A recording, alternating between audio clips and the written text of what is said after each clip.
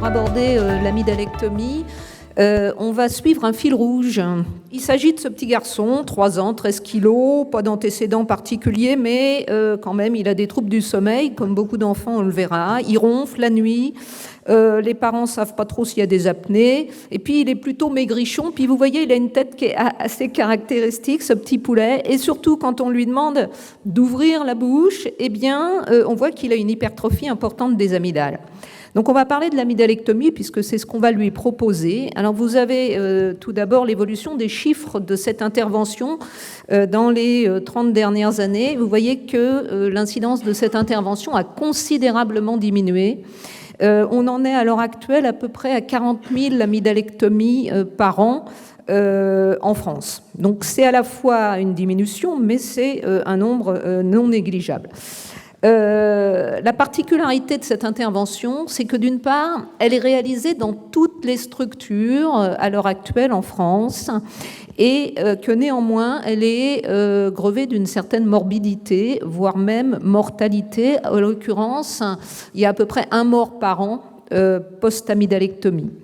Donc cette intervention a fait l'objet d'un certain nombre de conférences, de recommandations d'experts. Les premières, c'était la SFAR en 2005, et puis ensuite, la SFORL en a fait un certain nombre sur l'ambulatoire, et puis les dernières, vous voyez, en 2020. Donc effectivement, j'ai participé à toutes ces recommandations, et d'ailleurs, il y a des choses sur lesquelles on a changé d'avis. Ça m'a fait penser au topo de Jean-Michel tout à l'heure. Bref, donc la première question qu'on se pose devant ce petit garçon, c'est est-ce qu'on peut le faire en ambulatoire ? Question simple. Donc comment est-ce qu'on sait si on peut faire une amydalectomie en ambulatoire ? Ça, c'est pas très compliqué. D'abord, il faut que l'âge soit supérieur à 3 ans. Pourquoi ? Parce que comme vous le voyez à droite, il y a une incidence des complications respiratoires qui est nettement plus importante chez l'enfant de moins de 3 ans comparé au plus grand. Il faut par ailleurs que le risque respiratoire soit estimé comme faible, que le risque hémorragique soit absent et que cet enfant soit ASA 1 ou 2. Moyennant quoi, cette intervention peut être faite dans les 3 types de centres qui ont été déterminés par le SROS de 2004. Donc vous voyez l'énoncé ici, proximité spécialisée régionale ou de référence.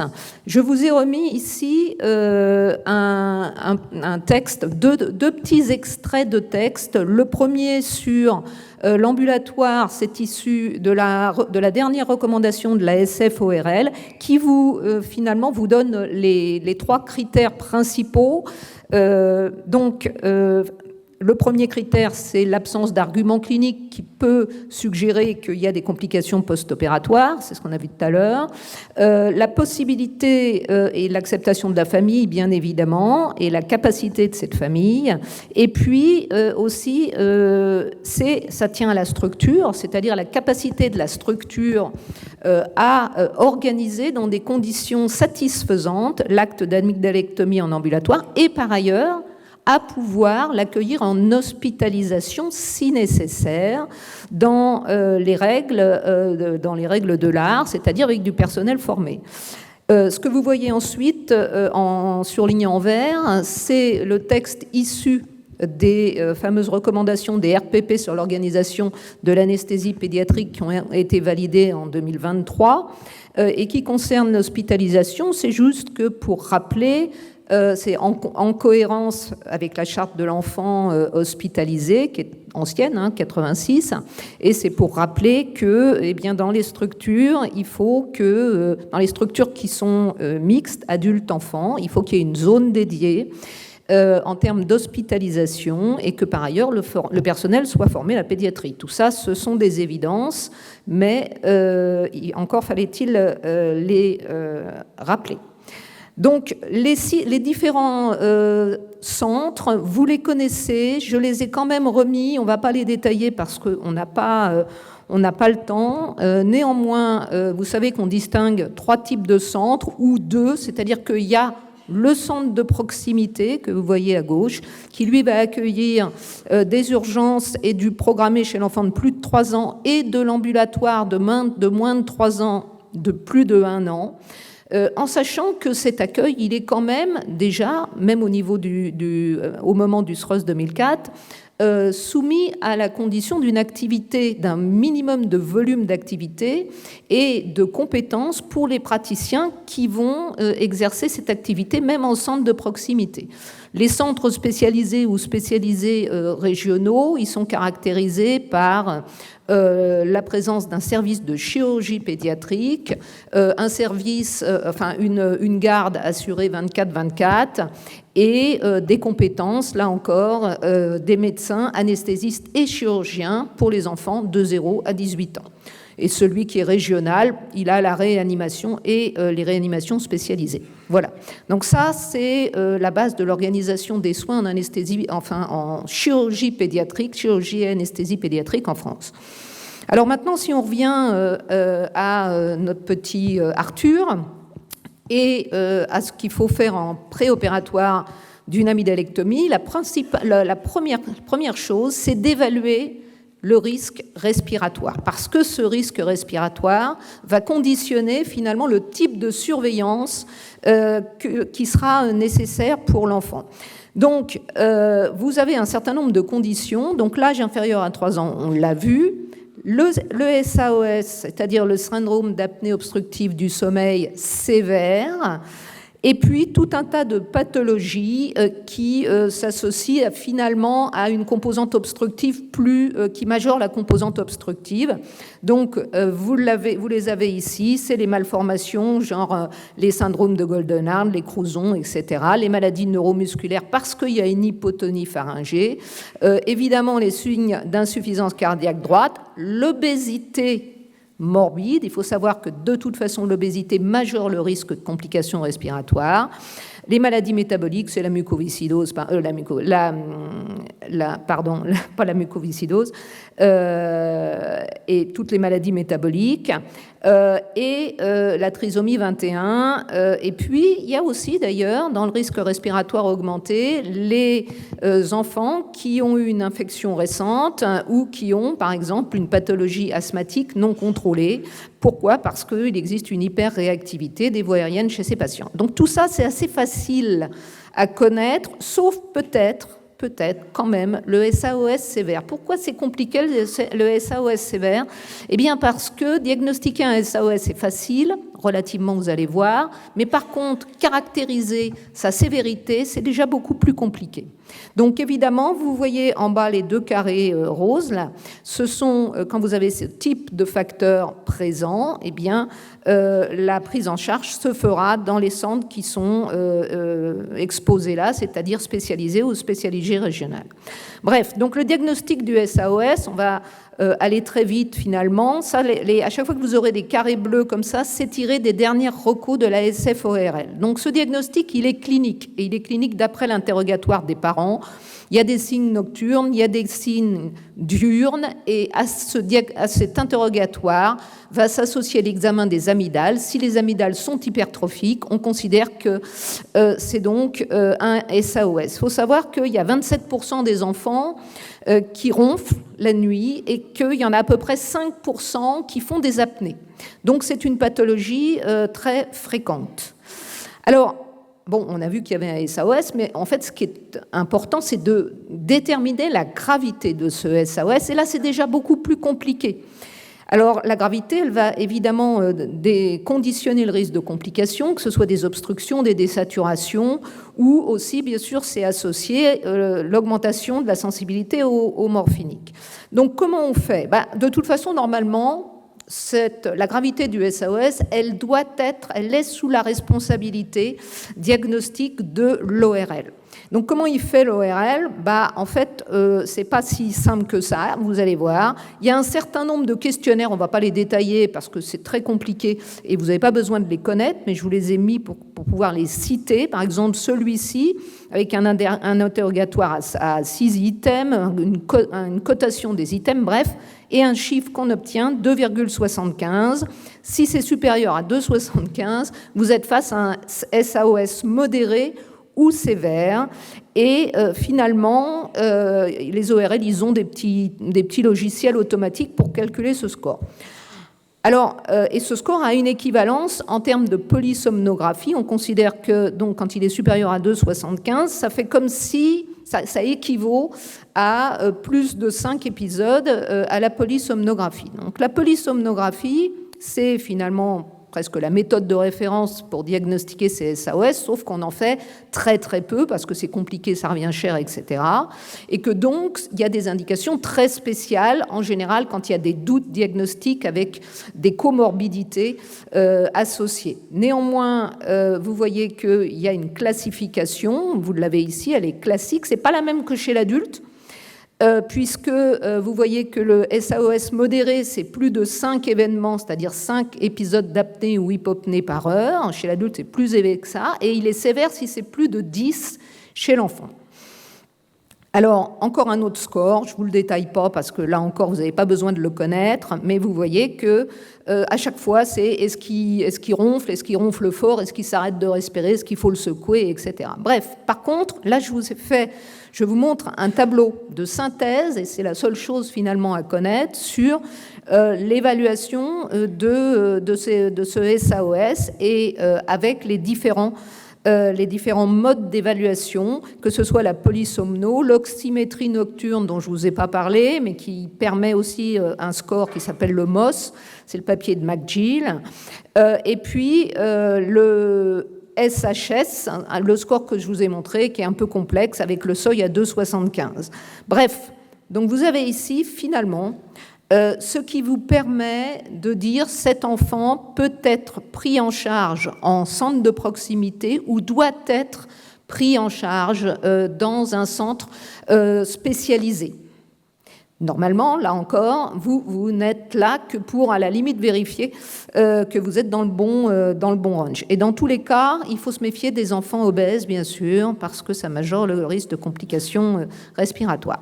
Donc, on a parlé du risque respiratoire. Le risque hémorragique, eh bien, il est bien sûr présent lors de l'amygdalectomie, en post-opératoire de l'amygdalectomie. Donc la question qu'on pose toujours, mais qu'on pose beaucoup moins, parce que finalement tout ce que je vous dis, vous devez le connaître, c'est ce qu'il faut faire un bilan préopératoire. Vous savez pertinemment que normalement, vous n'avez pas à faire de bilan préopératoire à partir du moment où vous avez fait un questionnaire exhaustif et que ce questionnaire est fiable, c'est-à-dire que les parents ont parfaitement compris les questions que vous posez, ce qui n'est pas toujours évident. J'ai choisi de vous mettre cette petite étude là que j'aime bien. Enfin, c'est pas une petite étude d'ailleurs parce que c'est une étude prospective dans laquelle on a regardé 1400 enfants opérés d'une amygdalectomie et on a dosé systématiquement le facteur Willebrand et l'antigène Willebrand. Et qu'est-ce qu'on a vu? Eh bien, on a vu qu'il y avait quand même 5% des enfants, ils avaient moins de 7 ans, qui avaient finalement un diagnostic possible de Willebrand, puisque un facteur inférieur à 50%. Parmi ces enfants, parmi les 1400 enfants, il y en a 3% qui ont saigné post-amygdalectomie. 3%, c'est un chiffre tout à fait classique de saignement post-amygdalectomie. Et ce que l'on voit, c'est que finalement, l'overlap, c'est-à-dire les enfants qui avaient à la fois un Willebrand bas et un saignement, il n'y en a que 2. Donc, très clairement, les études, notamment anglo-saxonnes, concluent qu'il est totalement inutile de faire un screening systématique et on est tous d'accord là-dessus. Là, vous avez les recos issus, les dernières recos. Alors, il y a une chose importante, c'est quid des techniques chirurgicales. Pourquoi je vous ai mis cette diapositive? Parce qu'il se trouve que les techniques chirurgicales, elles ont changé. Elles ont changé relativement récemment parce qu'avant, on faisait des amygdalectomies totales, ce qu'on appelait extracapsulaires, avec diverses méthodes de dissection que je ne vais pas détailler, c'est des trucs de chirurgiens. Mais maintenant, on fait, dans la majeure partie des cas, des amygdalectomies intracapsulaires, qui sont des amygdalectomies partielles. On les appelle aussi subtotales, ou des amygdalotomies, ou des tonsillotomies. Ça, c'est la version anglo-saxonne. Alors, pourquoi c'est intéressant? Parce qu'il se trouve que cette nouvelle technique change considérablement l'évolution post-opératoire, puisque c'est associé à moins de douleurs post-opératoires et moins de saignements post-opératoires, comme le montre cette méta-analyse, enfin ces méta-analyses qui se focalisent sur les antalgiques et sur évidemment l'incidence des saignements secondaires. Donc ça, c'est très important pour nous. Ça diminue en gros de moitié l'incidence des hémorragies post-opératoires. Alors ça n'annule pas, mais ça diminue de moitié. Alors, si on retourne à notre petit Arthur, là, on va l'endormir. On va faire ça très rapidement. Enfin, je vais vous le montrer très rapidement, plutôt. Et je vous ai rappelé quand même la recommandation d'administration de salbutamol avant l'anesthésie par aérosol pour diminuer l'hyperréactivité des voies aériennes. L'induction, vous faites ce que vous voulez. Ça peut être en IV, ça peut être par inhalation. En fait, moins on a d'expérience en anesthésie pédiatrique, mieux vaut faire une induction intraveineuse. Ça a été bien montré. Voilà. Ensuite, les curares, en général, on n'en met pas, mais si vous avez envie d'en mettre, vous pouvez très bien en mettre. En fait, vous faites comme vous le souhaitez. Évidemment, vous savez fort bien que si vous faites une induction par inhalation, il y a une composante obstructive des voies aériennes qui apparaît très très vite. Il faut s'en méfier. Et on dit par ailleurs que quand les enfants font des problèmes à l'induction, des problèmes respiratoires, ils vont être à risque de complications respiratoires. C'est une indication de surveillance post-opératoire renforcée. L'intubation, évidemment, est systématique. Idéalement, et c'est ce qui est préconisé dans les RFE de la SFAR, il faut utiliser une sonde préformée orale avec ballonnet. Il faut se méfier, bien entendu, ça c'est un accident classique de l'extubation péropératoire. L'analgésie, vous la faites avec en gros ce que vous voulez, mais vous en faites une. Le sévoflurane, la Dexa, etc. Et puis le dernier point important, c'est l'extubation de cet enfant éveillé, c'est-à-dire en gros quand il va vous regarder droit dans les yeux. Bon, ça, c'était facile, il n'y a pas de scoop là-dedans, ce ne sont que des rappels. La surveillance, qu'est-ce qu'on peut en dire? Eh bien, la surveillance, elle va être respiratoire, je vais vite, la douleur, bon, tout ça, c'est du grand classique. Ce qu'il faut, bien sûr, vérifier, c'est l'éloge amygdalienne dès que l'enfant sort de la SSPI. En ambulatoire, alors en ambulatoire, ce qui est extrêmement important en ambulatoire, c'est que le protocole ait été écrit et validé par l'anesthésiste et le chirurgien. Ça, c'est très important, puisque les deux sont vraiment partenaires sur cette intervention. Partenaire pour la chirurgie et partenaire pour les complications, la gestion des complications. Donc, vous avez ici rappelé tous les points classiques et importants. Je ne les détaille pas, vous les connaissez. La surveillance, c'est 6 heures minimum. Et encore une fois, on vérifie l'éloge amygdalienne avant la sortie. Il y a des moments où le risque respiratoire est plus élevé, on l'a vu tout à l'heure. En général, c'est bien entendu dans les centres spécialisés, voire même les centres spécialisés régionaux, comme vous le voyez ici. Donc vous avez sur cette diapositive toutes les études qui s'intéressent justement aux critères qui vont être associés à une surveillance post-opératoire renforcée en SSPI ou en USC. Je ne les détaille pas. C'est soit des enfants jeunes, soit des enfants qui ont des comorbidités. Alors, on retourne avec Arthur, là, et Arthur, il arrive en SSPI. Qu'est-ce qui se passe? Bon, il arrive à midi, parce qu'en général, on les fait le matin, les amygdales, de façon à avoir le délai de surveillance nécessaire. L'anesthésie s'est très bien passée, il ne s'est rien passé. Il a été intubé sans difficulté. Donc, il ne se passe rien en SSPI la première heure. Et puis ensuite, il a mal. Donc, il a une petite injection de nalbuphine, de Nubin.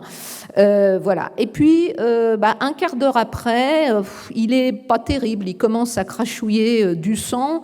Il tousse. Il n'est pas franchement en détresse. Il est hémodynamiquement stable, mais bon, pas terrible. On appelle le médecin anesthésiste réanimateur qui l'examine. Et puis l'ORL, l'ORL, il dit pas de saignement actif, tout va à peu près bien. Et puis, en fait, les choses se dégradent. altération de l'état général, une somnolence apparaît, et puis là, il commence à désaturer, la fréquence cardiaque s'accélère, etc. J'ai mis conduite à tenir, je vous laisse réfléchir une fraction de seconde et je vous donne la solution, évidemment, que vous avez. Oxygène, remplissage, je ne détaille pas. On fait une petite déterre de groupe quand même, parce qu'on commence à se dire que bon, on fait un hémo-Q, il a 9. Et puis ensuite, les choses se précipitent, comme souvent d'ailleurs, les choses vont vite d'un seul coup, c'est-à-dire qu'il désature un peu plus profondément, il commence à s'encombrer, évidemment, il est sédaté, il a du sang dans la bouche, et l'ORL décide de reprendre l'enfant au bloc opératoire. Donc l'induction est classique dans ce contexte, vous le savez, séquence rapide. Vous voyez que là, ils sont confortables, puisqu'ils ont un médecin anesthésiste, réanimateur, une IAD et l'ORL en salle. Ça se passe, ça c'est un vrai cas clinique, ça se passe dans un centre spécialisé régional. Il est induit avec de la kétamine et de la cello. Et puis, ils essayent de l'intuber. Le problème, c'est que c'est pas si évident que ça. Première exposition, échec. On s'enferme un petit peu dans les tentatives d'intubation. Et puis, finalement, il commence à désaturer. Naturellement, on le reventile. Deuxième tentative, sang, œdème laryngé, etc. Désaturation jusqu'à l'arrêt cardiaque. Donc arrêt cardiaque, massage cardiaque. Heureusement, donc on planifie la trachéotomie, c'est-à-dire que l'ORL est en salle et qui se dit bon, là, il va falloir peut-être que je fasse la trachéotomie. On est à 20 minutes, bon, et finalement, en dernier recours, ils arrivent à l'intuber. Évidemment, les surrénales ont largement déchargé dans l'équipe. L'évolution est favorable. Je vous ai mis évolution favorable, mais en fait, bon, bref. Donc, l'évolution est favorable. Ça, je vous ai expliqué ça. Pourquoi ? Enfin, je vous ai montré ce cas clinique parce que ça résume un petit peu toutes les difficultés auxquelles on peut être confronté. Et vous avez à gauche tous les principes de prise en charge et tout ce à quoi vous devez avoir pensé avant l'induction. Alors, juste très rapidement, ce petit papier qui s'intéresse justement à des reprises d'amygdalectomie pour saignement. Il y en a presque 500. Pourquoi je vous le mets ? Bon, l'incidence, elle est classique, 3%. L'âge moyen, 7 ans. Il faut savoir que plus ils sont grands, plus ils saignent, normalement. Le moment de survenue, en gros, dans les hémorragies post-amygdalectomie, il y en a un tiers qui surviennent dans les premières heures post-opératoires, on dit dans les 6-8 heures post-opératoires, et les 2 tiers surviennent à distance entre 5 et 15 jours. L'induction en séquence rapide pour tout le monde, mais ce que je voulais vous montrer, c'est ça, c'est que dans 10% des cas, il y a eu des épisodes d'hypoxie, des bradycardies, 4%, etc. Et puis dans l'intubation difficile, c'est 3% dans cette série, et il faut savoir que tous avaient eu une intubation facile lors de la première intervention. Donc c'est bien pour insister sur cette difficulté potentielle d'intubation. Donc, en conclusion, je ne sais pas si j'en suis dans le temps, en conclusion, ce que l'on peut dire, c'est que vous avez bien compris que l'amygdalectomie, c'est une intervention fréquente, c'est très standardisé. Les 2 risques, c'est respiratoire et hémorragique. L'ambulatoire, c'est risque minimalisé. Que pour les centres de proximité, il y a un certain nombre de critères à respecter, qui sont d'ailleurs les critères de l'ambulatoire, et que la surveillance post-opératoire doit être adaptée aux risques encourus, aux risques essentiellement respiratoires. L'analgésie, je n'ai pas eu le temps d'en parler, mais elle est bien codifiée également, et elle est moins importante maintenant qu'on fait des amygdalectomies partielles. Le plus important de tout ça, c'est la nécessité du consensus entre le médecin et l'ORL et les protocoles écrits de gestion des complications. Ce que je vous ai mis sur la surface grisée, c'est ce qui a écrit dans la dernière recommandation des ORL, celle qui est parue en 2020. Ils l'ont écrit, et vous voyez ce qu'ils mettent. L'apparition d'une hémorragie justifie l'appel du centre 15 qui pourra organiser le déplacement sans délai, etc. Voilà. Donc, évidemment, tout ça, c'est de la théorie, mais néanmoins, c'est ce qui est écrit c'est ce qui fait acte de texte de référence. Les saignements post-amygdalectomie, on a vu, je ne répète pas tout ça. Il y en a la moitié qui nécessite une reprise chirurgicale quand même, c'est beaucoup la moitié. Et cette reprise de l'amygdalectomie, elle est critique, on le sait depuis toujours. On sait qu'on est exposé à l'hypovolémie, à l'anémie aiguë, au risque d'inhalation évidemment, ce qui nous fait choisir l'induction à séquence rapide. L'intubation difficile, il faut impérativement y penser et il faut planifier un algorithme personnel en fonction de la structure et le planifier avec l'ORL parce qu'il faut pouvoir anticiper. Il y a un certain nombre de papiers qui montrent que finalement les gens hésitent avant de faire des trachéotomies alors qu'ils ont l'ORL en salle et qu'on peut avoir des conséquences dramatiques en termes de décès ou de dégâts neurologiques majeurs. Voilà, donc j'avais juste mis cette petite diapo au cas où il y a des questions sur les RPP, qui est une diapo de synthèse sur les RPP. Voilà, je vous remercie.